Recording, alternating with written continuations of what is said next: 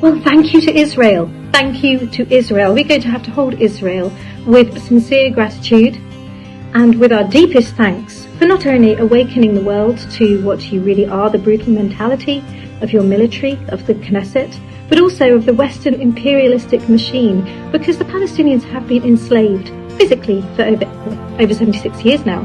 But what you've illustrated now, through our own research, understanding, and through us now looking objectively and not subjectively at the situations unfolding around the world, is that we also have been held captive in our minds.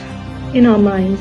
You see, enslaving people, ensnaring our consciousness, in rewriting the history books, eradicating countries, creating a culture of not only fear but intense propaganda, whereby we've always believed that we are the good guys. It only takes a moment, really, to have a look back through history and appreciate that very recently, after 9/11, the imperialistic war machine, driven largely by the USA, has killed over 5 million people globally, and that's only in the last 20 years.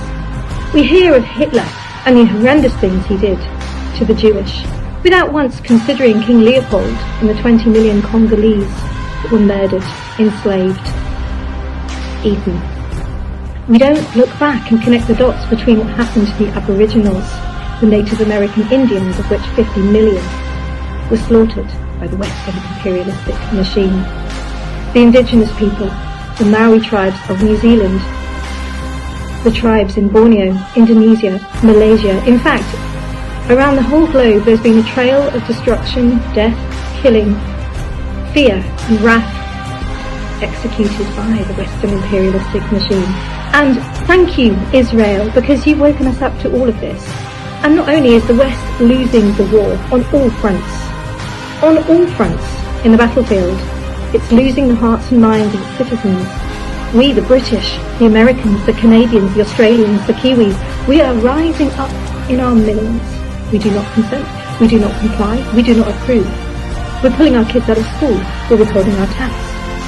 We are opening the history books and realising that we, like the Israeli citizens, have been lied to our entire lives. We're learning, actually, that Islam is nothing to fear, that our Muslim community, our brothers and sisters, are the most gentle, the most compassionate and the kindest people in our communities. See, Islam has been propaganda and weaponized and vilified, but we have eyes and we have ears, and we're now using our intellect and our time to discover the truth of the matter.